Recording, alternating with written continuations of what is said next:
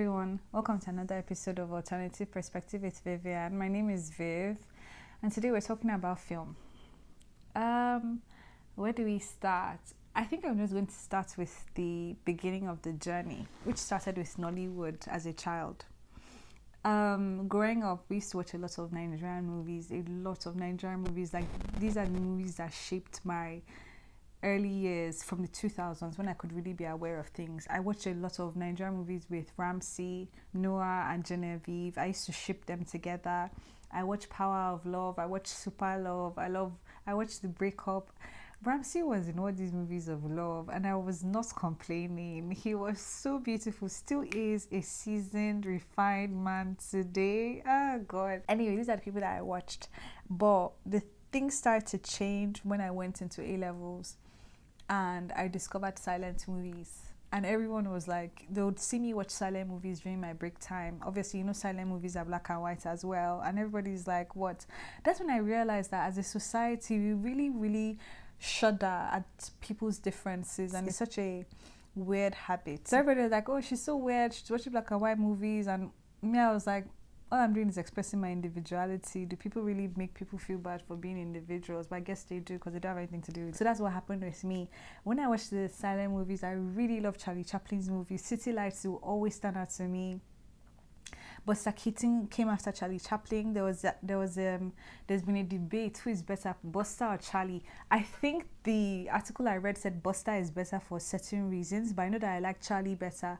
Why did I like Charlie? I felt like he was smoother. I don't know. They said Buster is funnier, but that's another topic for another day. All I know is that I'm more of a Charlie girl. So you can see that this was how my life was back at like 16, 17. And from silent movies, I moved to movies from the 20s, then I moved to the 30s, then 40s. From 40s movies to 50s, then 60s, then 70s, then I reached the 80s, and I realized that that's the jackpot year and the jackpot decade, and that led to me like buying box sets of movies set in the 80s. I even bought box sets of Katharine Hepburn and Spencer Tracy because I think that they're one of the best duos on screen. Audrey Hepburn, I forgot about her. I loved her as well.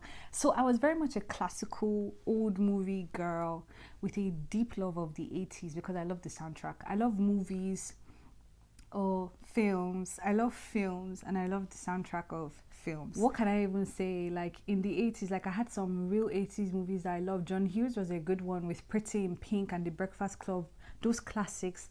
I also have this one called St. Elmo's Fire. So what was happening with all of that? All of those things made me discover an aspect of myself that I didn't know existed, because prior to A-levels, I was very much a science student, and I was going into A-levels to study science topics, okay? The only arts topic that I took was communication and culture, which opened my mind to video, to editing, and to thinking outside the box. That was my only media course that I did so well in. That's when I realized that, wow, I do love media, you know? So with the video editing that we did for our final projects, that's how I got into making videos. And I taught myself how to edit using iMovie at the time. Since then, I've not looked back, just making videos, random videos, you know, random videos, random stories. Yeah, like everything in my life in regards to film was like put together well. It was like aligned, because from that interest in film, right, I then started doing speech and drama. So I then decided that, oh my God, I actually may want to act, even though I'm a science student. I took speech and drama for 2 years. I did 2 exams, the bronze, the grade 6 and the grade 8. So I got a bronze medal and a gold medal. I'll talk about that, hold on. But it was so interesting discovering film at a time when I was deeply depressed and just not wanting to do anything with my life. Like I was ready to go, you know? But film came in the midst of all these science subjects, and acting was an extracurricular, and I was doing drama for exams. It was amazing. I can't remember my first exam. I can remember my last one. That was the grade 8. That was where you get the gold medal, and I got a distinction for that. Lord, you know, I used to be a bit jealous not jealous, but I used to be a bit like, I used to compare myself a bit like, oh dang, I don't have like an acting background for this. Like, you know, when you look at actors, you can tell that they've always had that thing since they were younger. I was like, dang, I don't have an acting background. But I now realize that I do. I've acted in stuff. It was just part of childhood that I'd glossed over or I'd forgotten or I dissociated from, because A levels wasn't the most fun time. The only fun things about A levels are these things I'm talking about. These are the things that made me want to wake up, going to for drama classes, preparing for drama exams, acting, watching movies during the break, reading about old Hollywood stars. It was very interesting at the time. So I remember speech and drama, I loved preparing for the exams. I loved acting. So for speech and drama grade 6, I was supposed to do 2 plays, and I did those 2 plays and I did very well. I can't remember it, but I know that it was easy and interesting. Then yeah, I think I did it twice. I can't even remember. That's how bad it is. But I remember the last one. Why? Now I remember why. Okay, I remember the last one. The last one was the grade 8 exam for gold. Okay, you get a gold like medal or something if you get distinction.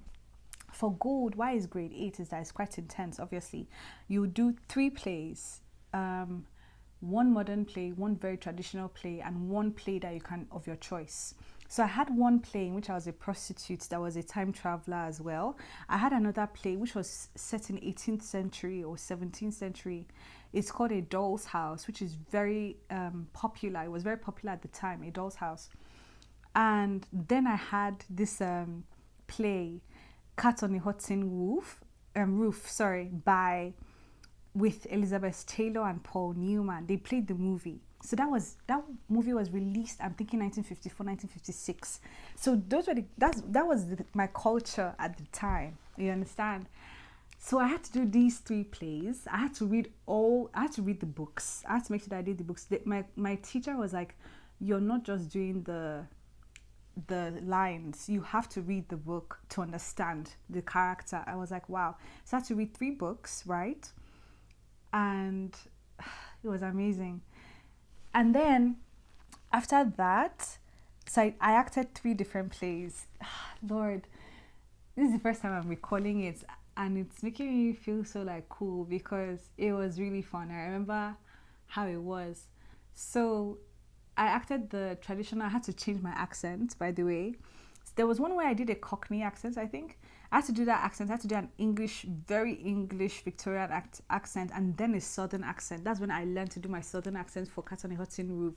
And then I watched the movie with Elizabeth Taylor and Paul Newman. So I embodied that, and I really did it well because I acted it for my house mistresses and then my teacher and then the examiner, and everybody was like, you had me in your hands. And I was like, wow. But like I said, I was a science student. I was there to study science, chemistry, biology, math, you know. But all of a sudden I'm seeing that I really enjoy acting, and it's very much a form of escape for me, and I enjoyed that. So it was nice. I acted all 3 well, I know that for sure. Then she said pick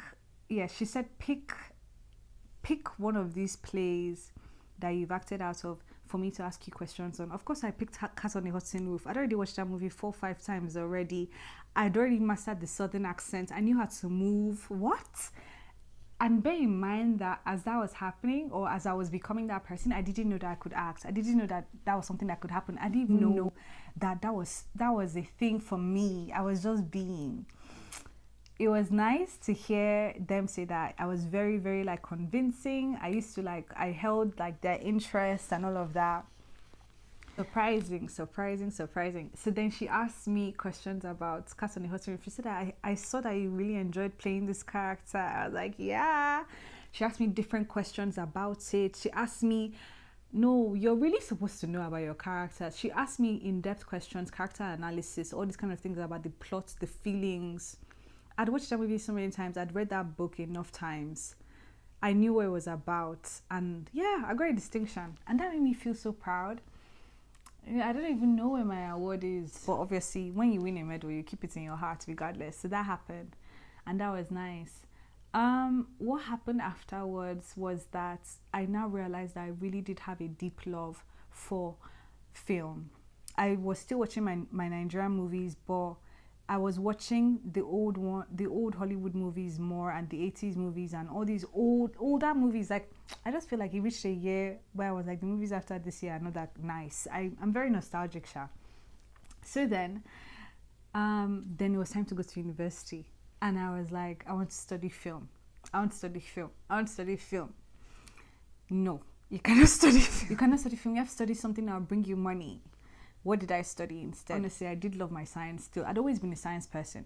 So the art stuff really, really surprised everybody. Art stuff came out at 17.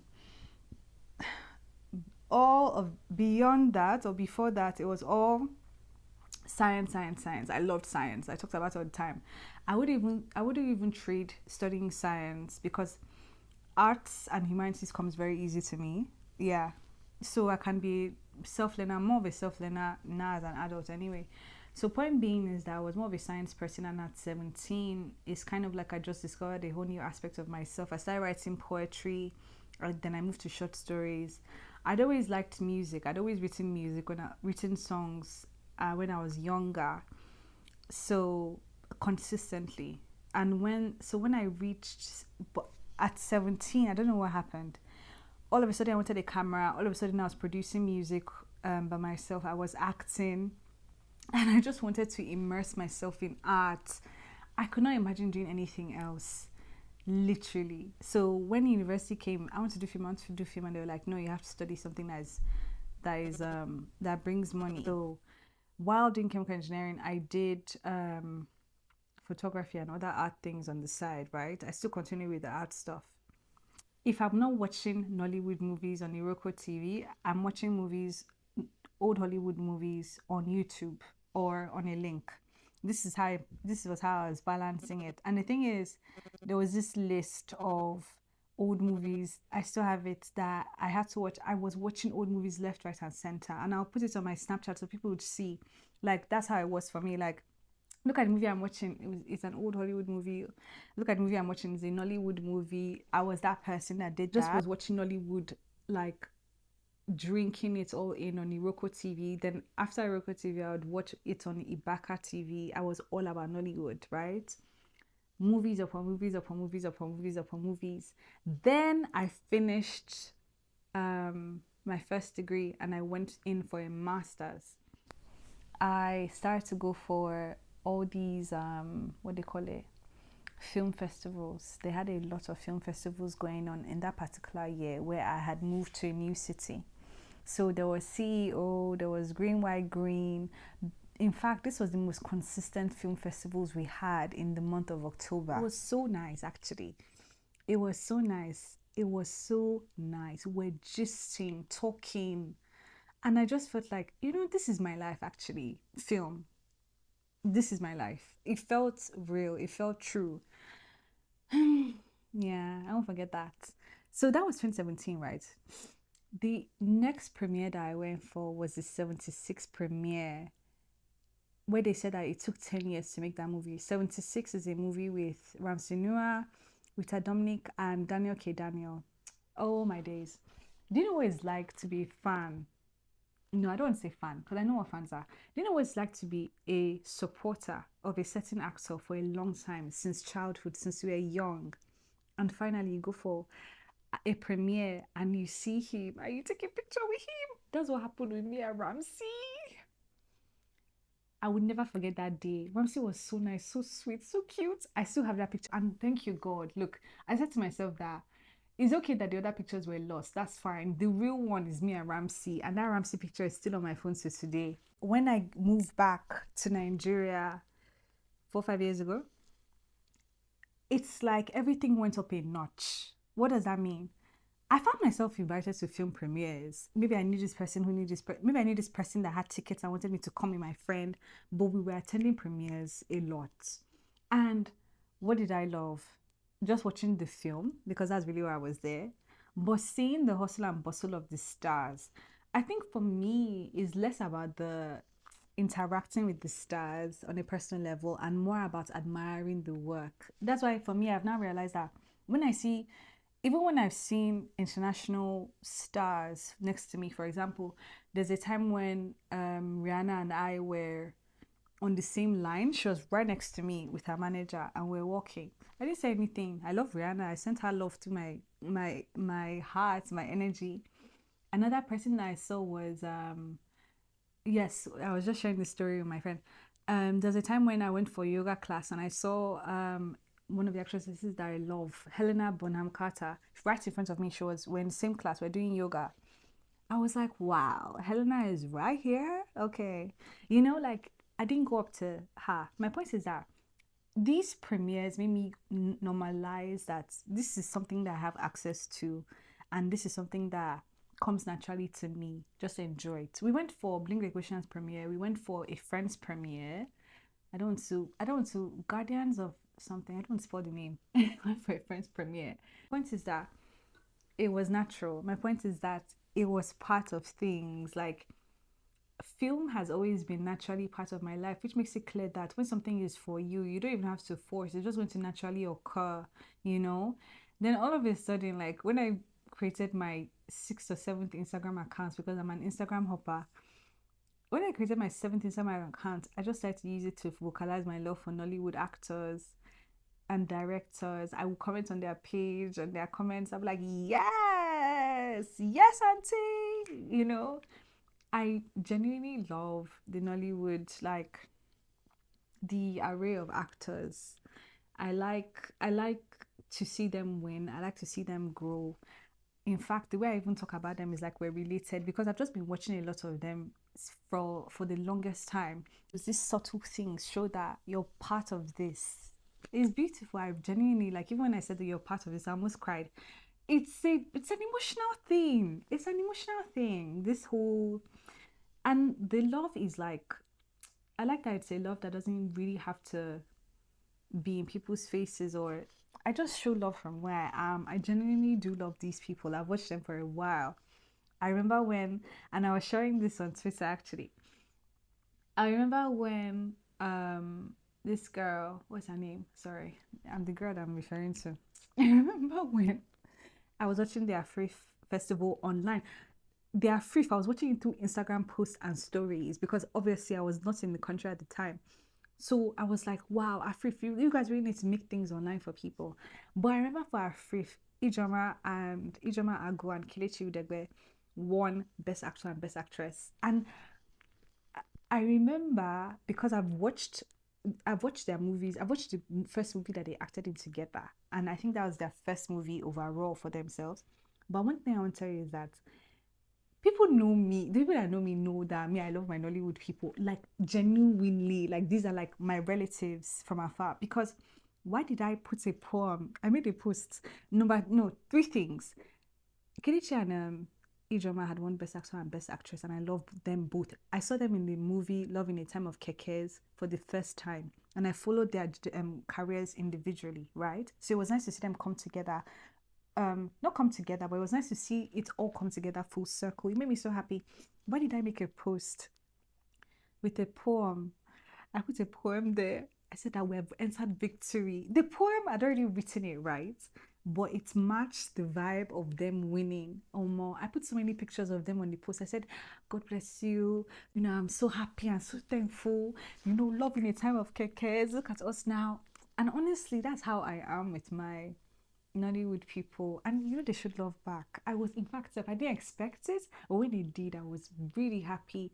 That is how I like to be with Nollywood. I like to like sit down, far away, not put myself so into it, but like feed love from where I am. I've even been accused of liking everything. I've been accused of loving everything that you can't even see the wrong in things. I said sorry, why should I be forcing myself to see what I don't want to see? Nollywood is amazing. I feel like Nollywood is taking up in such a way that is beautiful. I feel like it's really, really becoming something so. It's becoming something that we never imagined it could be, or maybe I never imagined it could be so quickly. And I just feel like now, like I'm really just there observing it and seeing how it changes. This is my journey with film. Halfway, I stopped watching Hollywood because they lost me. But I do miss being able to sit down and watch a good film and feel like I watched something artistic, watch something with value. And what piques my interest now is more Nollywood movies than anything. I don't watch Hollywood like that. In fact, for Hollywood, I prefer TV series now as opposed to films. But back then, I used to be a cinema lover, cinema goer. I used to watch all the movies in the world. I used to follow the Oscars every year, like every year, sit down there and watch. But now I feel like Oscars don't touch me as much. I think I'm even more of an Emmy girl now. So there's something that has changed there. But I used to follow the Oscars, but there was a particular year that I just stopped and I never went back. And I felt like maybe it was a year that I was disappointed in the movies or but vibes, I just feel like the vibe of Hollywood just went off in terms of the movies they were producing, and I've not been able to get back on. Anyway, why do I even need to focus on Hollywood? There are lots of people focusing on it. Let me focus on Nollywood or Bollywood, which is Viv and her things. Because right now, where I am as a woman, where I am as a grown girl, is that I need to start working on my own productions. I need to start crafting my own projects, not in a hurry, but the power has come back to me to actually create my own thing and put it out there because I love this thing called film. When you love something, you take the risk to make sure it works. I've been observing for a long as fucking time, and I don't need that to be observing anymore. I need to get into it. And maybe I sort of felt like, oh, I didn't go to school. A lot of filmmakers didn't go to school. A lot of filmmakers did short courses. I guess this is where I'll stop now. Thank you so much for listening. Take care. See you soon. Bye.